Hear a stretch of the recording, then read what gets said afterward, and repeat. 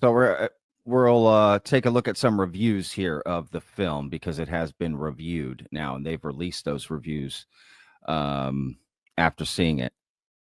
So, and that's kind of interesting. They didn't put a lock on those reviews. That is kind of interesting because sometimes they will do that. But there you go. That's the Q&A, y'all, for those of you that watched all of that. Yeah, it's interesting that David Grush isn't in the film. Lou Elizondo was not at this premiere. And he is, as you'll see in a review I'm about to read here, he is considered the protagonist of the film. Lou Elizondo.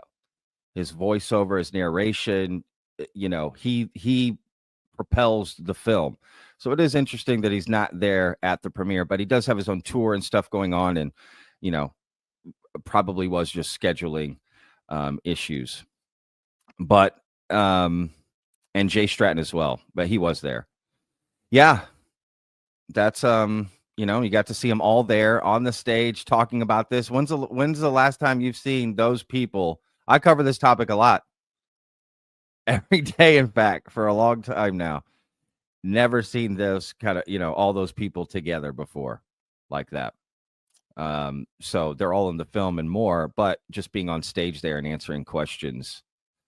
Did we learn anything new from that Q&A? One thing that was interesting, it was new to me, and maybe I missed it somewhere down the line, was when Tim Burchett was talking, and he said that he got the hearings going. He was responsible, and that he was going to be the chairman. And 18 hours before the hearing, he was taken off. That's interesting. Why drop that nugget? As I don't know if I've ever heard that. I mean, I cannot recall ever hearing that. It came as news to me, but maybe I did hear it at some point and forgot. I don't know, but that was interesting. Now that's inside baseball, but I'm just saying. Yeah, can't wait to see the film. Again, we don't know when it's going to be out publicly. Okay, so any information you're hearing about when the film is going to be out publicly is wrong. Nobody knows because they haven't signed a distribution deal. So that there is no way to know that. The filmmakers don't even know it. So we will definitely keep you updated as soon as the film is available, right, for release. Now, let's get to some reviews, y'all, of the film. What if I just did reviews of Vetted right now? You're like, son of a bitch. Okay. You know what? No.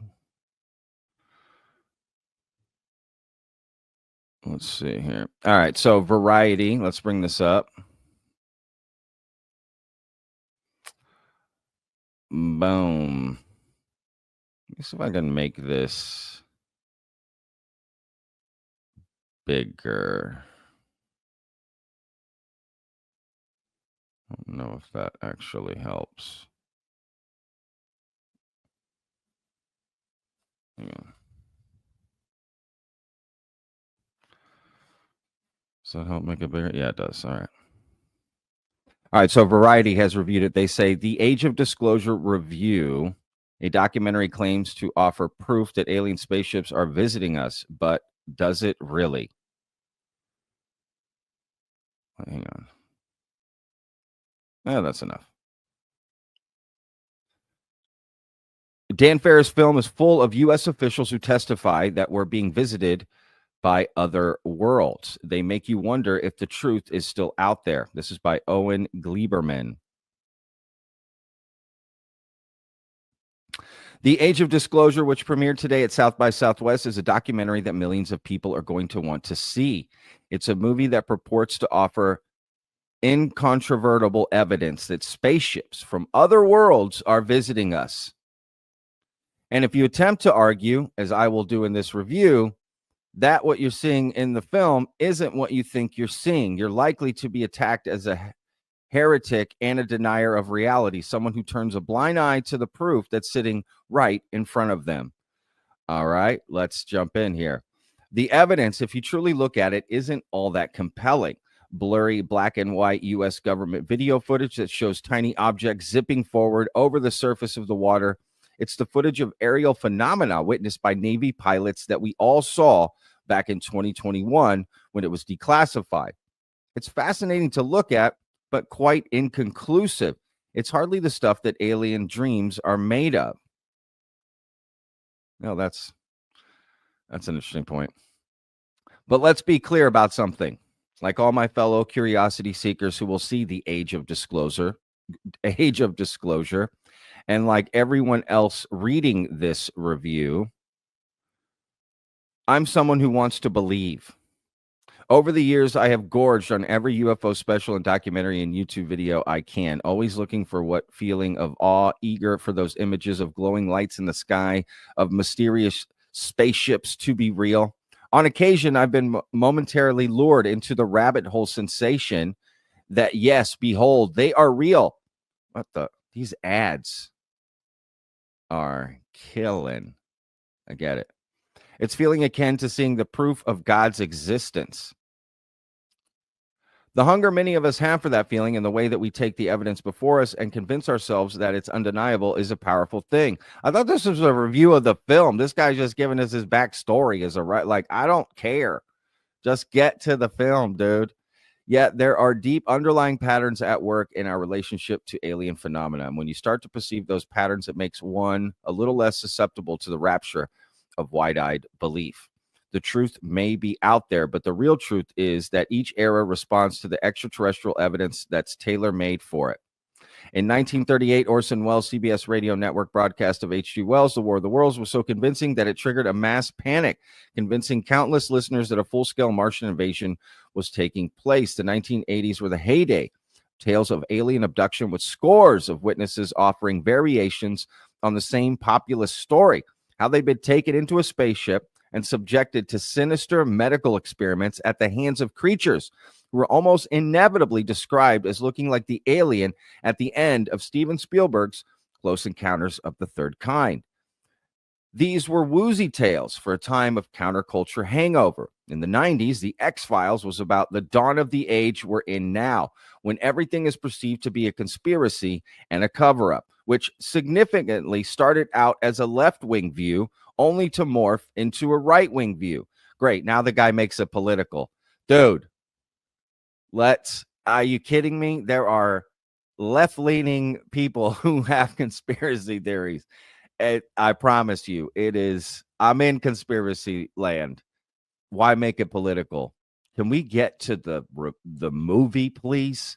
This guy, forgot his name already, and thank God I forgot his name, because my review of this review so far it sucks. All right, here we go. It's finally.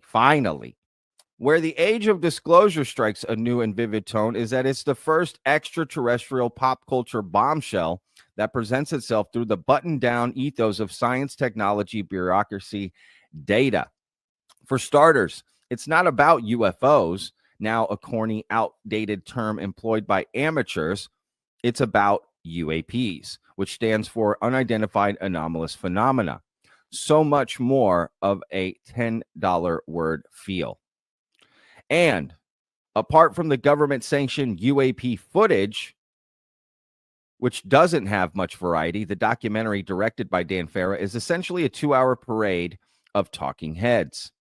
But these are neither outliers nor crackpots. They are 34 senior members of the U.S. government, military, and intelligence communities, all of whom claim to have direct knowledge of UAPs. These are people with prestige and credibility, and most of them are somber-looking white men. So they must be right? Why bring up the white men thing? You know what I mean? Like, it's racial? Jesus. You know what? I need to sip my coffee, y'all. I'm not saying the guy has to like the film, but he's just bringing things into this review I just don't understand at all. They are unequivocal in what they say. Quote, I have seen with my own eyes non-human craft and non-human beings, declares Jay Stratton, former director of the government UAP task force. This is the biggest discovery in human history. says Christopher Mellon, a former Department of Defense official.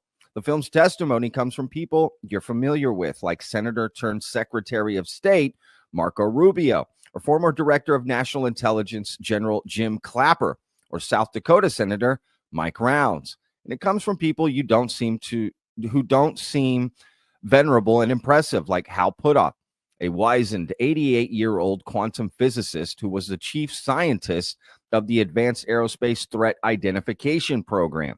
These people all look and sound so important that the message that blankets every moment of the age of disclosure is they're official. And what they have to say is official. Actually, one of them does exude the fevered aura of a true believer, Luis Elizondo, while a former Department of Defense officer comes on like the Guy Fieri of UAP advocacy. Oh, damn. Dang, y'all. That's woo. Look, I'm from the food industry, for a long time. That is not a compliment. I promise you. I personally have nothing against Guy Fieri, and I always hated when people shit on him in the restaurant industry, right? And it's just like the sauce guy, oh, sauce, fried chicken, hamburger, let's go. People made fun. It's just like, dude, he's doing him. Clearly it's working. So this guy, I promise you, does not mean this like a compliment. And that's why, what a crazy shot at Luis Elizondo here. What they have to say adds up to one primal narrative, repeated over and over, kind of like the alien abduction stories. It's all about the otherworld capabilities of alleged spaceships observed by Navy pilots. Here's what we learn: that the ships move at speeds far beyond anything our technology has invented, that even at those speeds, they can stop on a dime, which is unheard of. One witness talks about how a ship would hover in the air, then shoot up into space, and then come back down to hover again. Also unheard of. A few of the witnesses worked for the CIA, so they possess the knowledge to testify that these spaceships are not part of a top secret government program. Do they come out of a top secret program from China or Russia? That would be impossible, because America's outer space technology far outstrips theirs. Okay, these ads, y'all, I'm sorry. What the? Wow. It's really messing with me. Okay, here we go. Speaking of China and Russia, it's part of the film's mystique that rather than describing most of this with the awestruck wonder you might expect, the officials on hand all talk about the alien spaceship sightings as a sober matter of military defense, according to several of the witnesses. There have been extraterrestrial crash landings. We've picked up the spaceships themselves and sometimes their inhabitants. And the basic strategy that the U.S. government is interested in is to study the crash ships and reverse engineer their technology in the hopes that our enemies don't get a hold of it first. And that seems to be an important part of this film that I have heard. But all right. For a while, the witnesses mostly discussed spaceships that resemble the one in the famous Tic Tac incident, when U.S. naval aviators on November 14, 2004, first spotted an object zipping through the air that was shaped like a breath mint. But we also hear numerous descriptions of grander alien ships, gigantic red cubes and black rectangles, like the monolith in 2001, hovering right at the gates of government facilities. I should mention that several of the witnesses mention the government UAP footage that remains classified, which they themselves have seen, and which they say leaves absolutely no doubt that these are phenomena from other worlds. Life is complicated, but some things are binary. Either the things that the people in the age of disclosure are talking about are alien spaceships, or they're not. Many who see the film will come away thinking that they are. At moments, I listened to the testimonials and got swept up in them. And I thought, could it be? Maybe it could. But then my skepticism kicked in. It has to do with two highly earthbound phenomena. The first is the power of suggestion, the way that stories get repeated and exaggerated and embellished and confirmed. But the far more powerful issue, at least to me, is this. For decades, there was a ton of UFO footage shot on 8mm cameras, then digital cameras. But now we live in an age when cameras are literally everywhere. Everyone has one on their phone. The military compounds that are involved in these stories are laced with surveillance cameras. Our entire world is laced with surveillance cameras. So if the whole planet is now wired to take pictures, how come there is no footage in the age of disclosure? Not 1 second of it that actually captures any of the things these people are talking about. Do aliens only show up in top secret places? How do they know? The title of the film refers to the idea, or is it merely the hope, that we now live in an age when the government is being pressured to shed its secrecy? The people want to know. And the film says, we will know.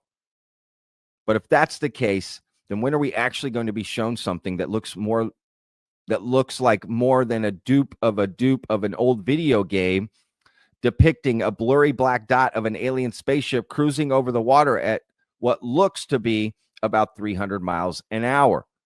I'll believe it when I see it. You know, that review sucks. I'm as skeptical as anybody, but that review, you're supposed to review the film. This guy just gave us his thoughts on UFOs and aliens. Does that make sense? Like, that's not what I want to hear. I want to hear about the film. So that's and that's variety, y'all.